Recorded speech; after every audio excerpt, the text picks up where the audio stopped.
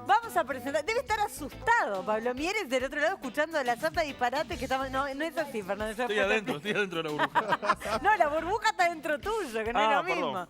Bueno, muy bien. ¿Estamos preparados? Vamos a presentarlo. Freddy, concéntrense, por favor. Viene a ponerse cómodo a la tarde de Televisión Nacional, Pablo Mieres. ¡Va! ¡Bienvenido! Adelante, adelante. ¿Qué tal? Bienvenido. Bueno, el ejercicio Te pedimos disculpas por el jolgorio. ¿Cómo estás? ¿Todo bien? Ponete acá en el medio bueno, nomás. muchas gracias. Bueno, puedes comenzar con la burbuja cuando quieras. No, bueno, es un placer tenerte por aquí. Como dijimos al comienzo del programa, también la idea, estamos en un año electoral donde vamos a estar hablando todo el tiempo política. Bueno, siempre Sí. lo que hace el hombre es política. Vamos a estar hablando de mucho partidarismo y demás. Nosotros queremos charlar con todos ustedes, pero despojado de toda esa locura. Bárbaro. Despojado de la locura que va a ser más adelante, donde seguramente haya muchos cassettes. ¿Tenés cassettes de charlas? ¿De charla? ¿Tenés el cassette hecho para más adelante ya o se elabora durante el año? No, y es que hay que improvisar bastante también, Sí, ¿no? ¿no? Y sí, hay que ser espontáneo, no hay que tenerle miedo a las preguntas y hay que decir lo que uno piensa. Me parece que es lo fundamental, ¿no? Muy bueno. bien. Bueno, Sí. te hemos investigado A ver. toda tu vida a fondo. Bueno, Y me preparamos... parece muy bien. Sí, bueno, vamos a ver. Preparamos una mini biografía sobre cada detalle, de cada aspecto. La vamos a ver ahora mismo. ¿Estás preparado? Sí, Dale, la vemos.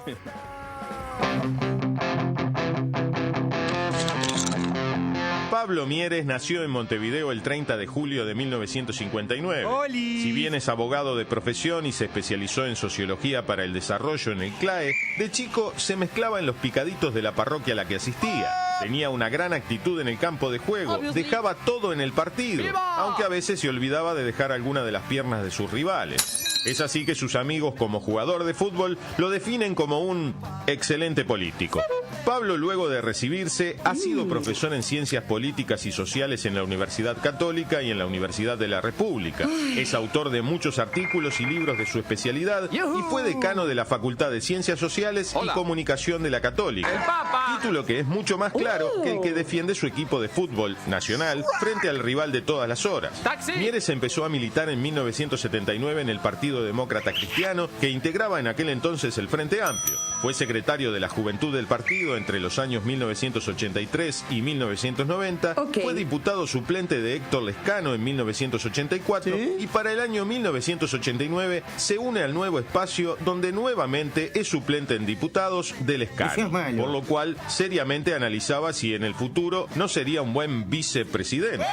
Regresa nuevamente al encuentro progresista e integra la fórmula con Rafael Michelini y es electo diputado en el periodo 2000-2005. Luego se separó del nuevo espacio y para las elecciones del 2004 fue candidato a presidente por el Partido Independiente. Seguramente sea por tantas idas y vueltas que está casado con una psicóloga, Rosana Aboy, y tiene 3 hijos, Federico, Ignacio y Verónica.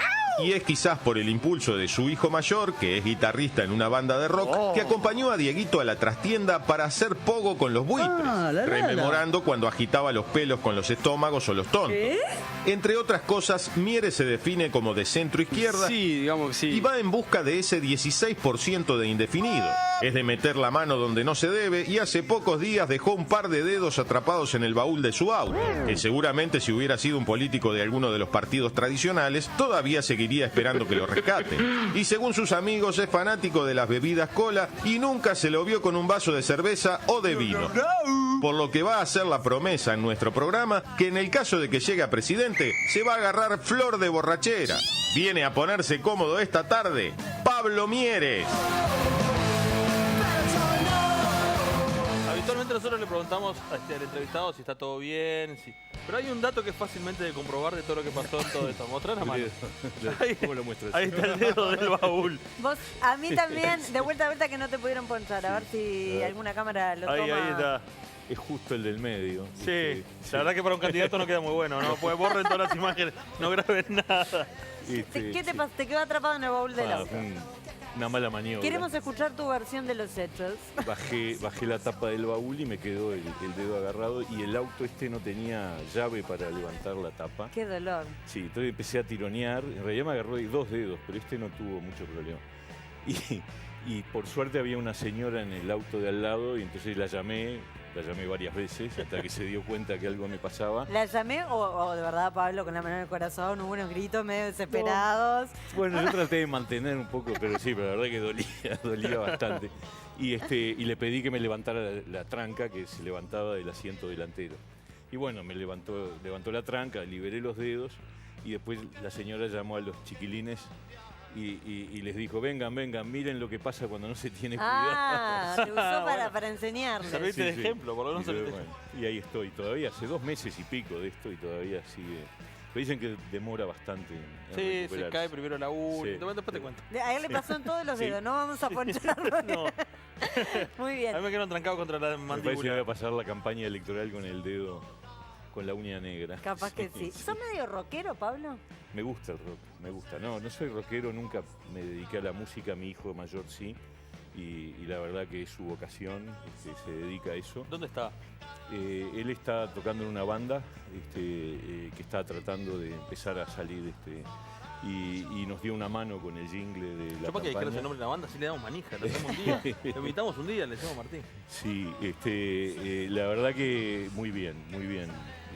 Está dando clase también en la Universidad Católica y en ¿Y le el Juan confiaste la 23. música de tu jingle, que no es poca cosa? La letra la hizo Auchaín. Auchaín y la música en parte también la sugirió Auchaín en el sentido de que tomáramos como referencia una canción de Queen. Ujú. Y está muy buena, el jingle está muy buena. La Marmita se llama el Mirá. conjunto musical donde toca Fede. Y bueno, está a las órdenes, por supuesto. Bueno, ¿Y ya lo tuviste- dejamos anotado, Martín, que está por ahí. Ya vamos a traer la marmita. ¿No? Antes de irnos del rock, ¿tuviste épocas de pelo largo? Sí, claro, sí. Y tenía pelo además. Sos de la época de los estómagos. Anterior. Los estómagos empiezan a tocar cuando yo ya tenía... Yo empiezo con el canto popular, porque es la época de la Candombaile de la dictadura, candombaile. Candombaile del Platense Patín Club. Sí, claro. Pero por supuesto me gustaban los estómagos y los tontos y los traidores y yo qué sé, toda la movida del rock uruguayo después de la salida de la dictadura. Y me gustaba mucho el canto popular, era una manera de protesta en la época de la dictadura. Organizamos algunos festivales de canto popular en particular. Por supuesto me gusta mucho Jaime Ross, con el que además tengo una relación personal muy buena. Y era todo aquello, ¿no? Larbanoa Carrero, toda la barra que tocaba, bueno, los que iban cantando. Te iba a decir justo lo que iban cantando. Sí, los que iban cantando era un grupo fantástico, ¿no? De esa época soy un poco más atrás de los Beatles, o sea, yo soy un tipo que tiene 54 años, o sea que cuando los Beatles terminan yo soy muy joven, pero después los descubro en la adolescencia. Y era la época donde después empieza toda la movida del canto popular. Sí. Te imagino, te trato de imaginar, ¿no? Joven, pelo largo, metido en los recitales. ¿Eras buen estudiante? Siempre fui buen estudiante, tampoco nada espectacular. ¿Sos abogado y sociólogo? Soy abogado y sociólogo, sí. Yo fui haciendo abogacía en paralelo y sabiendo que en realidad lo que me gustaba era otra cosa, que primero fue por el lado de la historia, después por las ciencias sociales, pero en ese momento no había carrera en la universidad, porque la universidad estaba intervenida. Empecé a estudiar en el CLAE, que daba unos cursos de un grado en sociología, con César Aguiar, con Luis Eduardo González y la gente que estaba fuera de la universidad. Éramos compañeros de clase con Agustín Canzani y con Constanza Moreira. Mirá. Somos de la misma generación. De hecho, nos presentamos al primer concurso de ayudantes de sociología en la universidad en el 85, en marzo del 85, nos presentamos los tres entramos. Y en paralelo iba haciendo Derecho porque, claro, como había que tener un título universitario, y bueno, y era el que había disponible, y me recibí de abogado, ejercí un poco, pero no era mi vocación. Tenemos el jingle para escucharlo, Me ¿tenemos? parece bárbaro.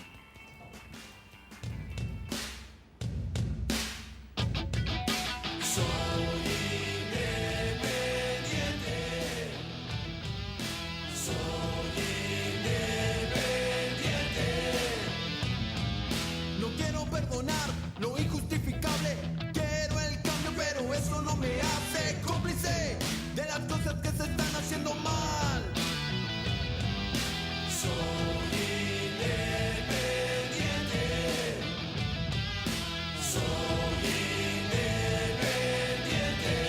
tema, la letra es como bien directa, ¿no? Bastante inspirado en Queen, la banda. La verdad, sí, sí. Como era We Will Rock You, algo así. Sí. Esa era la canción que toman como referencia.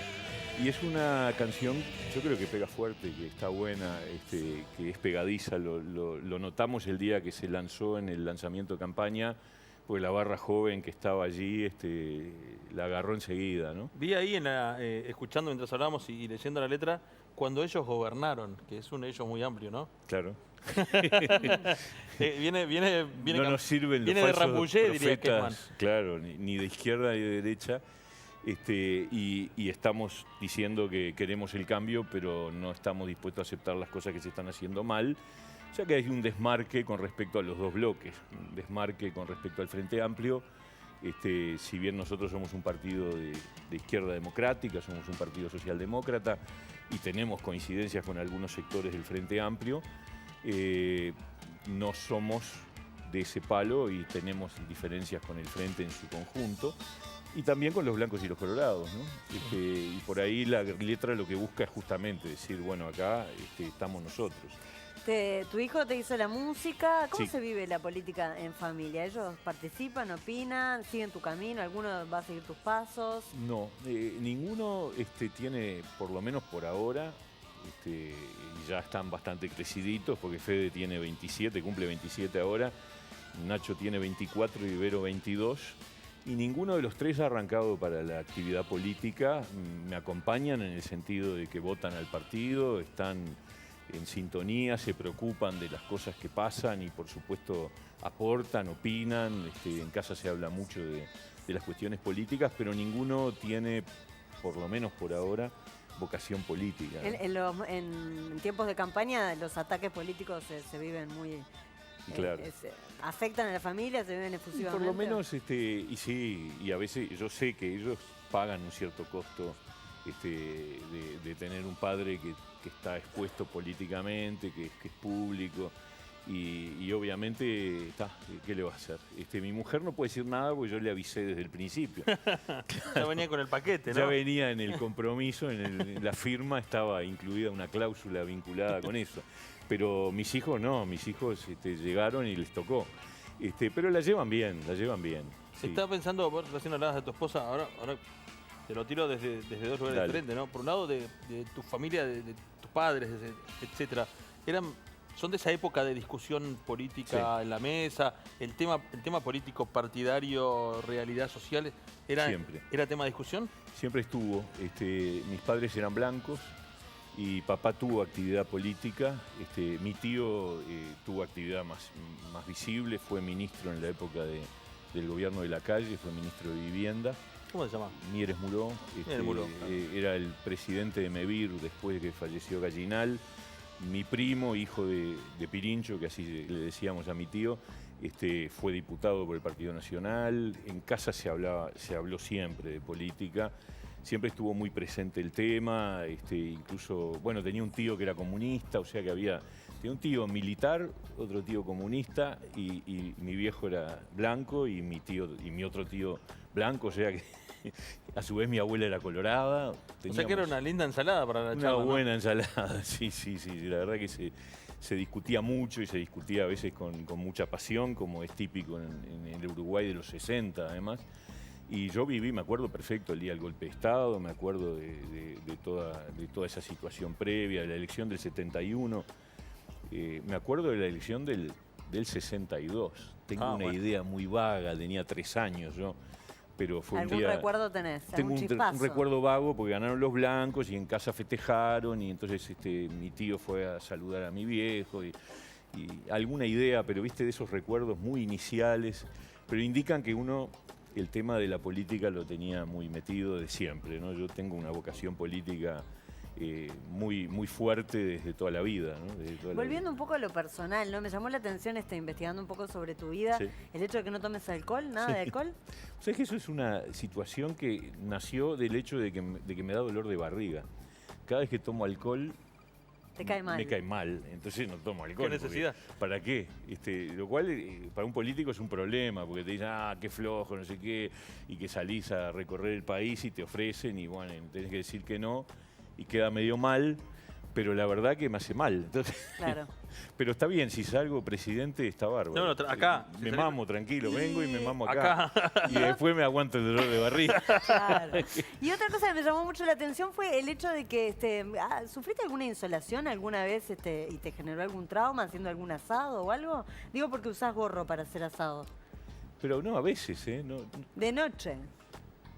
pa. A mí me dijeron, yo lo voy a decir así. Que, A ver, contame, porque Sí, sí, la sí. verdad que no la tengo. A mí me esa. dijeron, a ver, te voy a dar más datos a ver si vos te A ver, a acordás. ver. Que en Playa Hermosa, Sí, está bien. de noche, si vos te vas a poner a hacer un asado, te pones antes un gorro. Bueno, no siempre, ¿eh? Empecé a usar gorro para ir a la playa, por obvias razones, hace un par de años.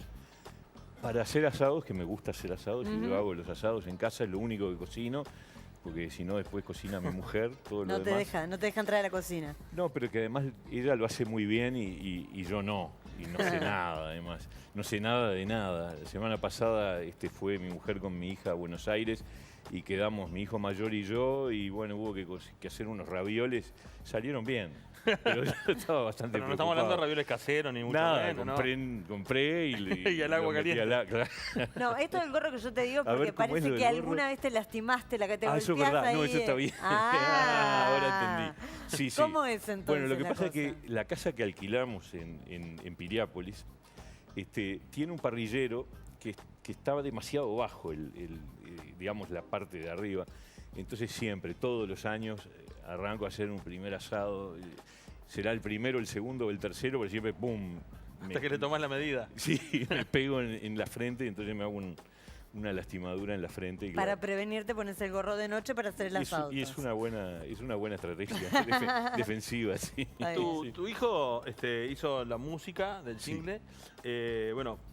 Auchain hizo la letra, pero tenés una esposa que es psicóloga. Sí. Más allá de Tiene que mucho venía, trabajo. de que venía en el contrato fumarse a un político candidato además.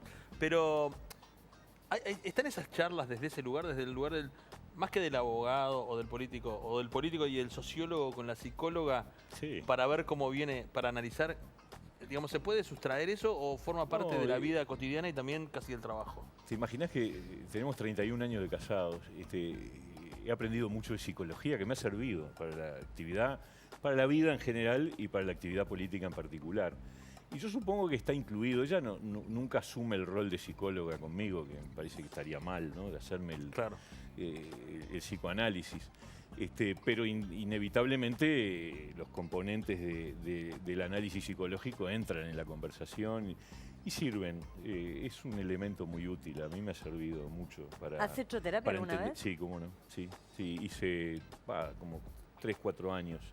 Sí, y me fue muy útil. La verdad que me sirvió para... ¿Para vos o para entender a tu mujer? No, capaz que para que ella me entendiera Claro. más a mí.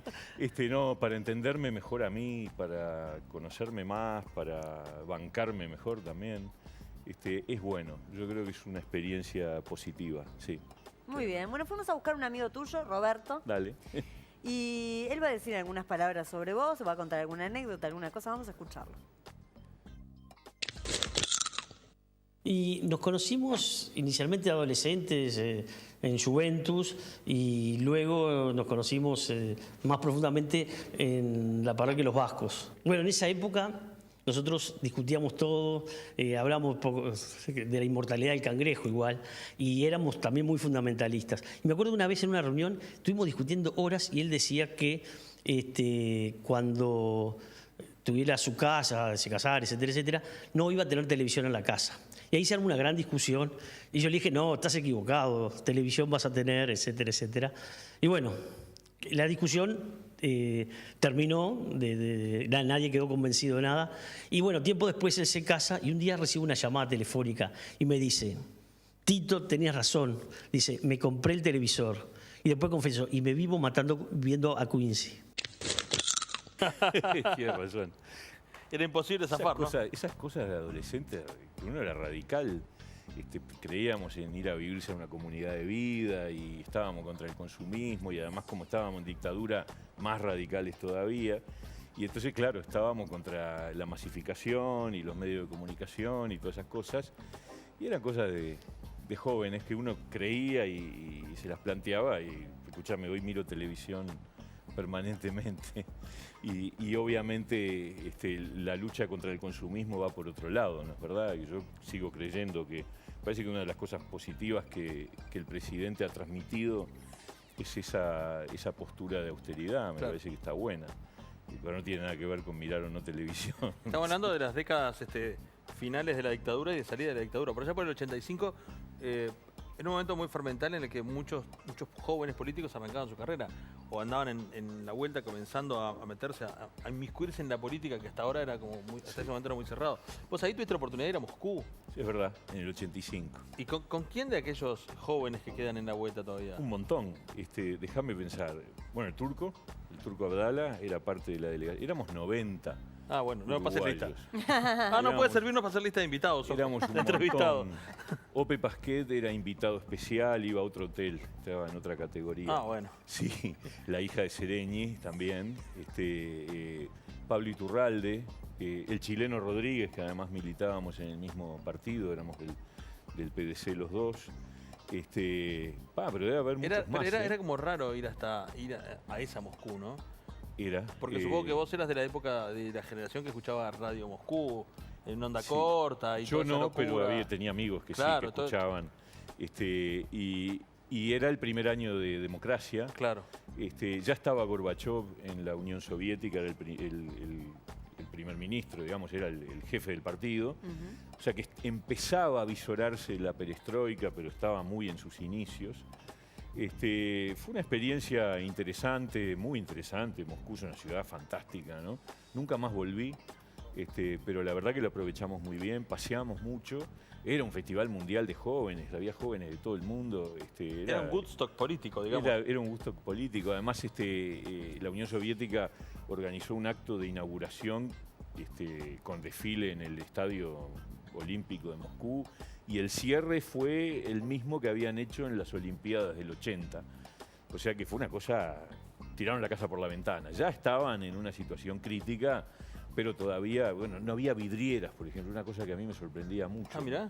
Sí, no había vidrieras porque no había sociedad de consumo, no había capitalismo. Qué increíble, otro mundo. Pero también te cambiaban la plata por dólares en el subte, o sea, había muchas situaciones. Echa la ley, echa la trampa. Estaba complicado ya el panorama. Tan interesante como ese viaje fue la vuelta a Montevideo, ¿no? Cuando tuviste que pasar por Luxemburgo. ¿Quién te la contó eso?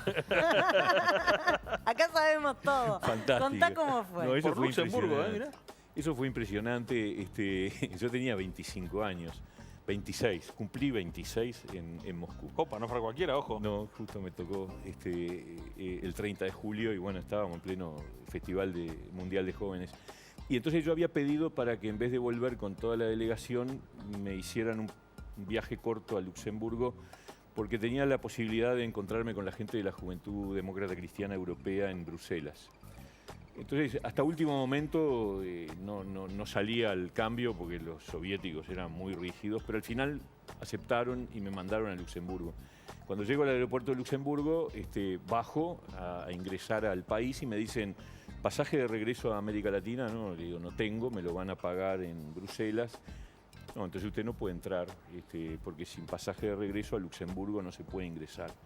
Y le digo, ¿y qué hacemos? Y no, usted quédese allí, pues ya me trataron medio mal, me pusieron a un costado y como al rato me dicen, usted vuelve a subir al avión. Y digo, pero no tengo pasaje.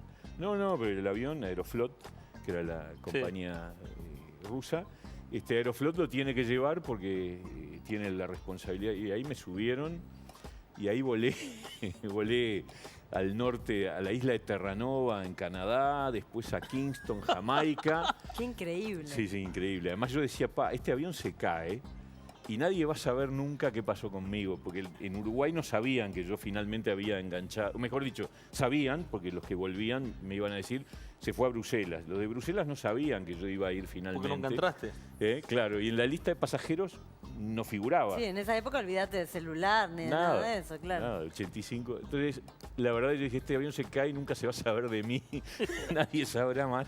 Bueno, lo cierto es que llegué a Lima, y en Lima la gente de Aeroflot me dijo, hasta aquí llegamos. Y le digo, ¿y qué hacemos? Y me dice, la única posibilidad que usted tiene es subirse al próximo vuelo y volver a Moscú. No, eso es increíble. Y esperar un vuelo que va a Buenos Aires. No, le digo, mire, estoy en Lima. Te recorriste el mundo. Es terrible. Entonces me terminé pagando un pasaje, Lima, Buenos Aires. En Buenos Aires yo tenía el viaje de buquebús de regreso. Pero bueno, y ahí volví a Montevideo, aparecí de golpe, nadie me esperaba. 5 años después. Una Barbudo, cosa tipo un náufrago. ¿viste? increíble. A los 25 años además no era... Era la segunda vez que yo viajaba en avión, o sea que Sí. la pasé un poco... Pero al final es un cuento divertidísimo. Qué lindo que te digan en Lima, no tiene que volver a Moscú, ¿no? Como la Pero película está esta de loco, Tom me va a Hanks mandar que de vivía vuelta. en el aeropuerto, es Claro. medio parecido. Es parecido, sí. Bueno, le pedimos a Roberto, tu amigo, también que te Sí. hiciera una pregunta.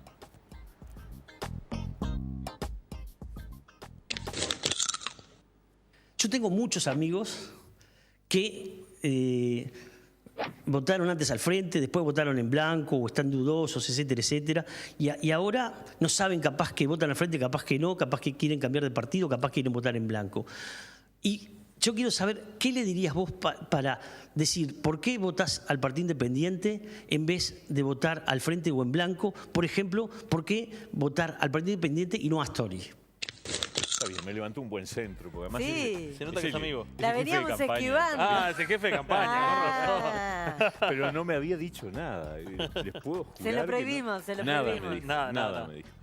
Lo único que vi que ahora en la sede estaban poniendo un televisor, entonces dije, qué raro, se van a preocupar, se ve que lo quería ver. Debe estar viéndonos ahora. Y no, yo creo que, a ver, yo creo que el Frente Amplio ha generado una decepción entre muchos de sus votantes, y esa decepción tiene dos razones. Una es una decepción social, digamos, que tiene que ver con el hecho de que no se ha logrado un cambio en educación, no se ha logrado una mejora sustancial en materia de integración social, de seguridad, y ha habido un fracaso a pesar de que ha habido recursos y ha habido un crecimiento espectacular como nunca en la historia del país. Y después hay una decepción ética, porque al fin y al cabo el Frente llegó al gobierno prometiendo un cambio en las maneras de hacer política. El tema de los acomodos, del clientelismo, del amiguismo, de la cuotificación. Y yo creo que esas son las razones por las que la gente está hoy decepcionada. Y nosotros somos una alternativa, porque tampoco esa gente quiere volver atrás. Tampoco esa gente quiere volver a blancos y colorados. Y yo creo que eso también está muy marcado en muchos ciudadanos que dicen, pará, el Frente no me respondió, pero no quiero volver a gobierno de blancos y colorados. Por lo tanto, nosotros somos la opción. Eso es lo que le Son el diría. nuevo pescador en el área. Pueden confiar en nosotros. Nosotros somos un partido socialdemócrata, somos un partido de cambio. Por supuesto, no vamos a ganar la elección, salvo que haya un vuelco muy significativo, entonces vendré a mamarme acá. A mamarte no, porque no tomas alcohol. Pero si ustedes me dijeron, me invitaron a mamarme si ganamos la elección, Ahí va. y yo ¿Vos le invitaste? tomo la apuesta absolutamente y me mamo tranquilo y feliz, y después Y después vemos qué hacemos. después vemos qué hacemos. Me banco el dolor de barriga, pero yo creo que hoy la opción de mucha gente va a ser el Partido Independiente, porque es una manera de marcar rebeldía, de marcar un cambio sin volver atrás. Que yo creo que eso es lo otro que mucha gente no quiere. Volver a blancos y colorados tampoco quiere. Tengo una pregunta así como si yo fuera el Sordo González, ¿no? Dale. Capaz que es una opción, es una primera opción como voto castigo, pero ¿y qué Sí. pasa si hay una segunda vuelta? Y bueno, la gente es libre en la segunda vuelta, ¿no? La gente puede votarnos a nosotros. Nosotros tendremos que ver. Yo creo que Pues se asocia muy rápidamente el Partido Independiente, segunda vuelta, con la izquierda. Bueno, nosotros tenemos un programa que lo tengo por ahí, después les dejo un ejemplar, porque ahí están las claves del asunto. Es decir, nosotros vamos a acompañar o apoyar a aquel que se comprometa a llevar adelante ciertas cosas que nosotros creemos que son fundamentales para el país en los próximos años. Y ese es el sentido, es decir, nosotros no vamos ni por cargos, ni vamos por una cuestión meramente nominalista de fulano o mengano. Yo creo que acá hay que hacer cosas, hay que cambiar, hay que transformar, yo diría hay que revolucionar la educación, hay que hacer una transformación muy profunda de la educación, hay que recuperar la seguridad, hay que ponernos al día en materia de infraestructura, hay que abrir el país al mundo y salir del brete mercosuriano sin irnos del Mercosur, pero apostar al mundo. Y todo eso implica medidas concretas. El que esté dispuesto a hacerlo va a contar con el apoyo del partido, ¿no? ¿Te acordás del momento en el que dijiste, ¿por qué no? Yo puedo ser presidente. Bueno, eso surgió cuando tuvimos la crisis del nuevo espacio. cuando Rafael Michelini resuelve irse para el frente, había que refundar el cuarto espacio y le pusimos Partido Independiente porque ese es el punto, es decir, somos independientes de los dos bloques, del bloque del Frente Amplio y del bloque de Blancos y Colorados, y esa es la razón de nuestro nombre. Y yo sentí que tenía que asumir la responsabilidad de liderar este partido y eso implicaba la candidatura presidencial. Como dijimos en aquel entonces, sin riesgo, pero bueno, si nos tocara, estamos dispuestos, ¿no es cierto? O sea, yo hoy siento que el partido tiene una acumulación técnica y de apoyo, de contenidos, de propuestas y de elenco, tanto político como técnico, como para asumir las máximas responsabilidades. Los números indican que no nos va a tocar, pero si nos llegara a tocar por alguna locura de esas cosas que se cambian los votos y cambia la situación, nos mamamos todos. Estamos prontos. Nos mamamos. ¿Qué cambió de la visión política del joven que fue a Moscú, del PDC, de aquel viejo PDC que también iba mucho detrás de otros, de Terra y demás, pero también atrás del Escano, después de haber estado trabajando como diputado, después de haber entrado al sistema político en sí mismo? Porque podés andar alrededor del sistema político, Sí. podés tener ganas de entrar, pero después que entrás. Yo tengo un gran momento de cambio político que lo viví dentro del PDC y siendo secretario de la Juventud del PDC, que fue cuando me di cuenta que la izquierda no era una cosa homogénea, que había distintas formas de entenderla, que en realidad hay distintas concepciones y que nosotros éramos parte de un planteo socialdemócrata, democrático, y que eso significaba líneas de frontera con otras formas de izquierda. El Frente Amplio hoy es un supermercado de izquierdas, ahí conviven las distintas concepciones, marxistas-leninistas, más radicales, populistas, socialdemócratas como nosotros, y nosotros sentimos que ahí había que marcar una señal de renovación, y eso es lo que generó en definitiva la ruptura del Frente en el 88, cuando se creó el primer Nuevo Espacio, cuando la 99 y el PDC rompimos y creamos el Nuevo Espacio. Yo ahí me sentí muy consustanciado con ese proceso porque me parecía que había que marcar una señal de diferenciación. Y eso hay un antes y un después. O sea, yo tenía una mirada sobre la realidad que era muy dicotómica porque era dictadura versus democracia. Claro. Y después que estás en democracia empezás a ver que dentro de la democracia hay distintas concepciones y hay distintas ideas. Entonces ese fue un cambio que yo viví fuerte. Después de haber estado en el Parlamento, yo fui suplente del Escano, estuve un mes en el año 88, pero fue una experiencia muy puntual. En realidad mi vida era una vida más de la actividad político-partidaria. Y después tuve 5 años, sí, del 2000 al 2005. ¿Y qué es lo mejor y lo peor de ser diputado en tu caso? Podemos Sí, decirlo de senador, ¿no? Pero lo mejor es que vos te das cuenta que ahí se pueden hacer cosas importantes en la medida que las leyes que se aprueban marcan líneas, cambian comportamientos, cambian realidades, uno puede ayudar. Lo peor es que a veces se pierde muchísimo tiempo, ¿no? Uno siente que en realidad el Parlamento podría ser mucho más corto en tiempos, podríamos aprovechar mucho mejor el tiempo. A veces se hace muy pesada. ¿Eso lo decís por el sistema o porque hay mucha gente haciendo la plancha? Quizá por las dos cosas. Quizás porque en definitiva discutir un proyecto de ley lleva horas y horas y muchas veces se habla medio inútilmente, O para pero la a su tribuna, vez es ¿no? necesario, claro, para la tribuna, o se repiten cosas.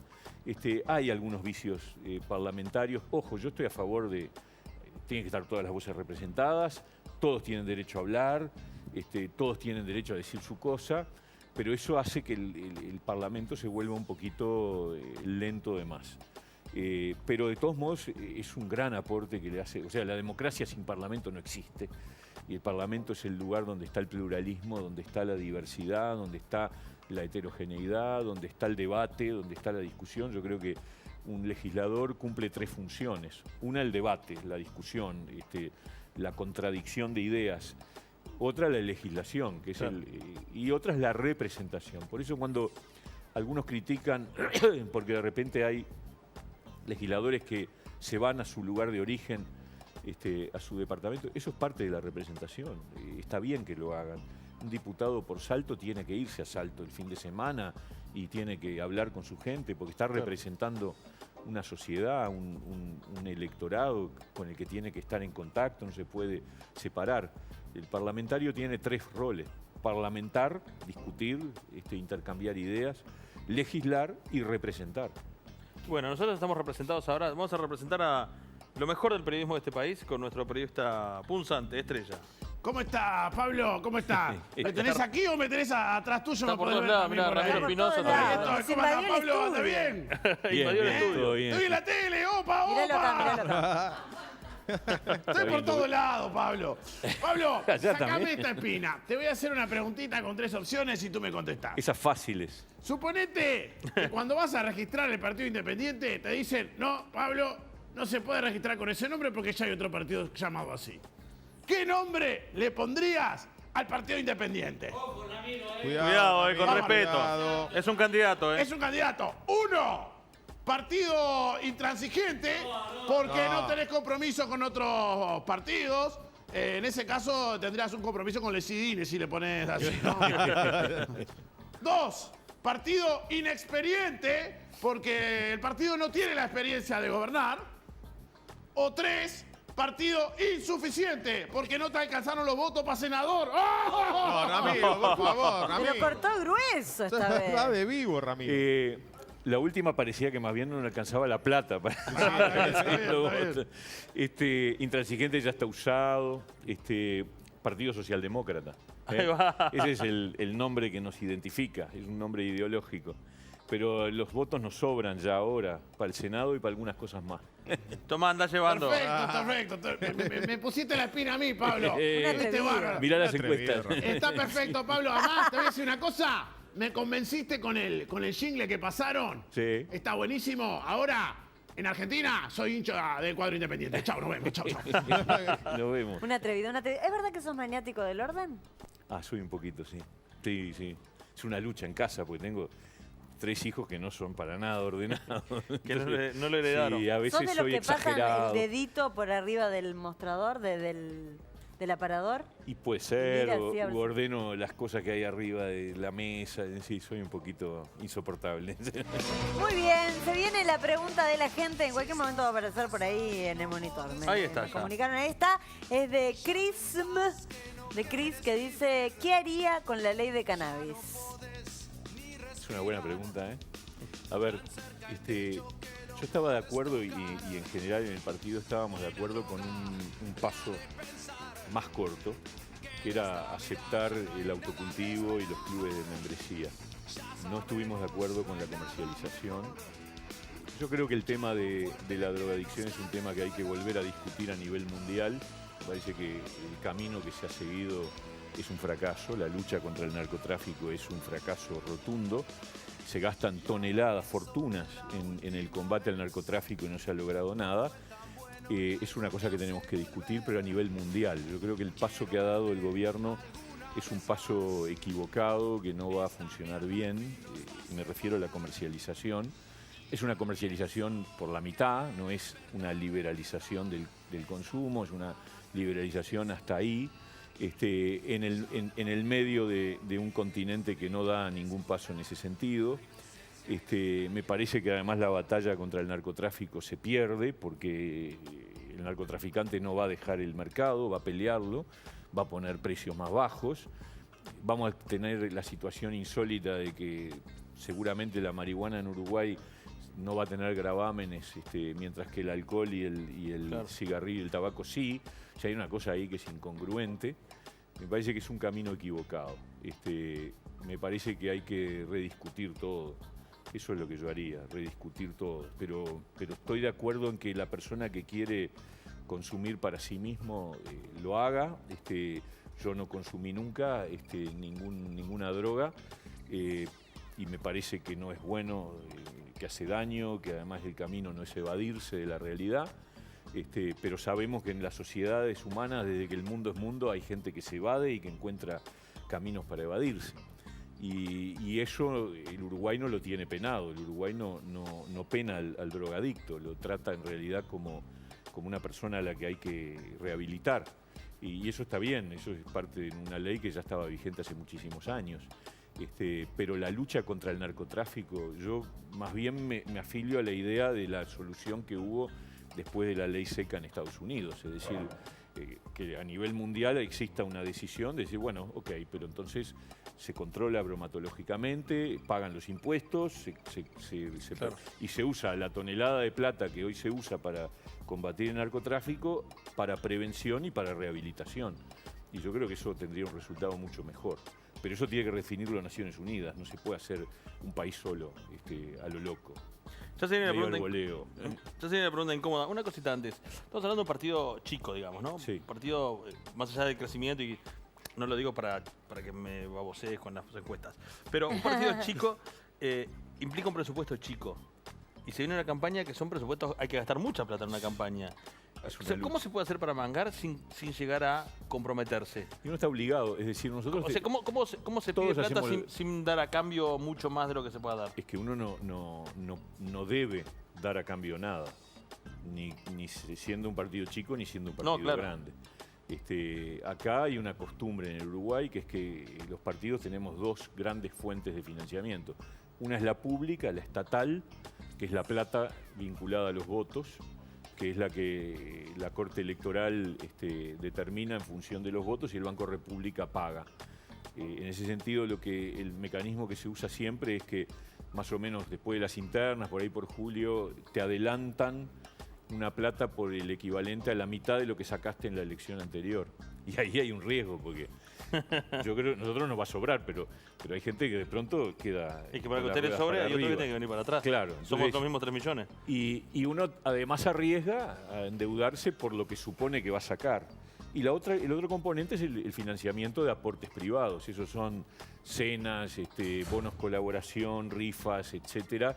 Y uno... De gente afín ideológicamente. No solo, también hay empresas que aportan y que aportan para todos los partidos, y eso es parte de la... Y de hecho uno tiene la obligación de presentar un listado de contribuyentes cuando presenta el presupuesto de campaña y establecer, hay topes que están establecidos legalmente para las contribuciones, y uno presenta una lista de contribuyentes. Lo hicimos en el 2009 y lo hicieron los demás partidos también en el 2009 y lo tendremos que hacer ahora también porque hay una ley de partidos que así lo establece. Y hay que pagar el jingle que hizo el hijo. aparte. Sí, hay que hacer una todo cena bien, con la que somos marmita padres. tocando. Eso lo hicieron de onda, la verdad. Hay que hacer La una verdad cena que- con la marmita tocando. Eso se lo debo retribuir yo a mi hijo de otra manera, pero lo hizo de onda. Hasta acá te hemos tratado muy bien, bueno, pero Zaguerano. bueno. Llega el momento más aterrador de la televisión nacional.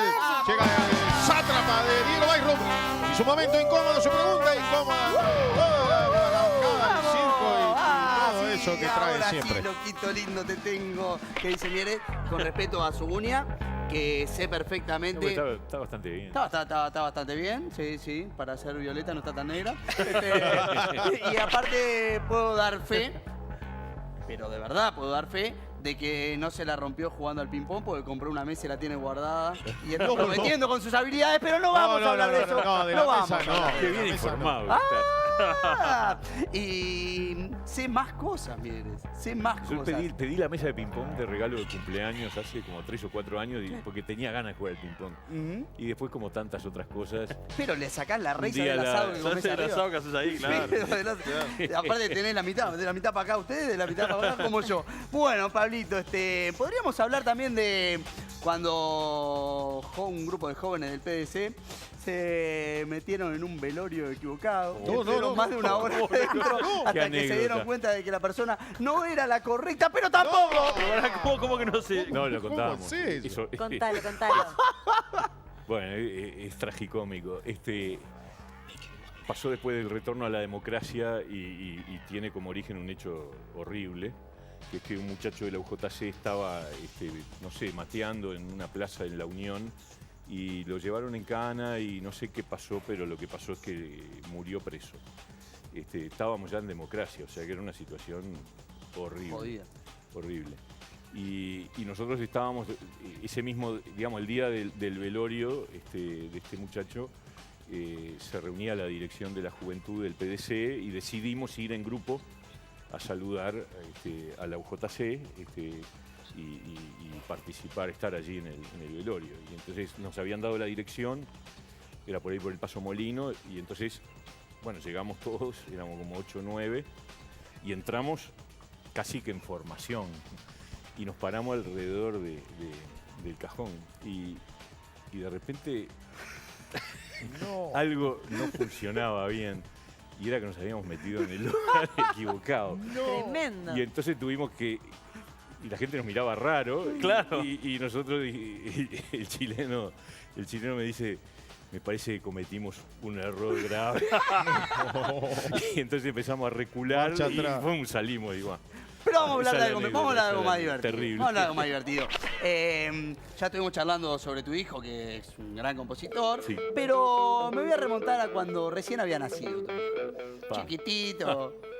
A ver. Eras buen padre, chiquito, ¿no? Sí. Sí, muy cariñoso. Inexperiente. Y la tenías muy clara sobre todas las cosas, que ahí es donde me gustaría llegar. Resulta que siempre, a todos nos ha pasado quienes somos padres, que llega el primer día que te toca cuidar al bebé y decís, bueno, dale. ¿Cómo es esto? Claro. Que se venga. Largámelo. Dale, Claro. no pregunto cuántos son, sino que vayan viniendo. Y bueno, Pablo tuvo que enfrentarse a ese primer día de papá solo. Su mujer le había dejado claras instrucciones de que si él lloraba, lo único que tenía que hacer Pablo era calentar una mamadera que ella ya había dejado preparada, Bien. dársela al niño Listo.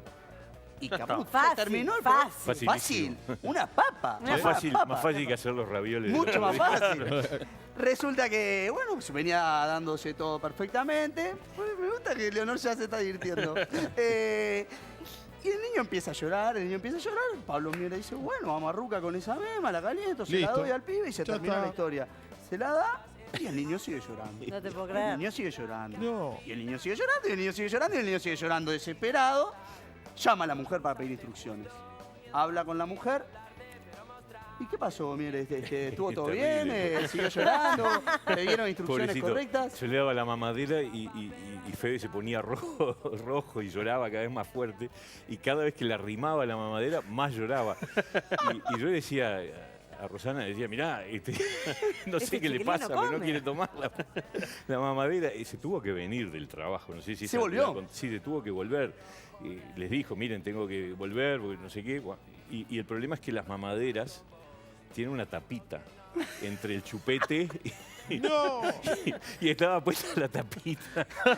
Aspiraba, Entonces yo no sabía. claro, pobre, desgraciado, estaba furioso porque le estaba mostrando la mamadera y no podía tomar Pero nada. vos porque para estaba presidente te ves. fácil. Pero después aprendí. Tantas cosas aprendí. Se destapó. Se después aprende, se A ver, destapó. se aprende. el primer cambio de pañales vamos a reivindicarme. El primer cambio de pañales de mi hijo lo hice yo. Vamos. Bien ahí. En época que no había desechables, así que... Ay, y lavado y todo. Ay, Ahí sí. te contestó que puede ser presidente. Muy bien. Sí. Qué grande. Bueno, no nada. todo lo hice mal. Sí. Ha sido un placer tenerte por acá, Pablo. No, la un verdad que gusto pasamos grande. muy bien. Espero que hayas pasado bárbaro. Bárbaro, de verdad Como que decíamos sí. al comienzo, queremos tener, después de turismo va a venir Raúl Sendic, va a venir la calle Pou y seguirán desfilando por acá los políticos que aceptan venir al programa. La idea es tenerlos antes porque después como que todo empieza a ser muy político, partidario. Sí, pero está bueno discusiones, tener ¿viste? estos espacios. O sea, que te quede claro, dice el gordo, que a los otros lo vamos a matar igual que te Sí, Me imagino. Claro, Si claro, no, claro. Si no, no vale. No, para tratar de conocer un poco más y no meternos tanto en... Porque va a haber millones de programas Cómo en no. todos lados y discusiones y charlas. Así que bueno, muchas gracias por No, venir. un gusto, Y realmente. bueno, Martín, no sé dónde anda, queda pendiente de la marmita, lo vamos a traer un día a tocar. Sí. Dale, Muy estaría bien, bueno. están Estaría bueno. encantados. Te hacemos este regalo, la mascota del programa. Muchas gracias. Muy bien. Vamos a tratar de no pincharme. Muchas gracias. O el otro dedo. Sí.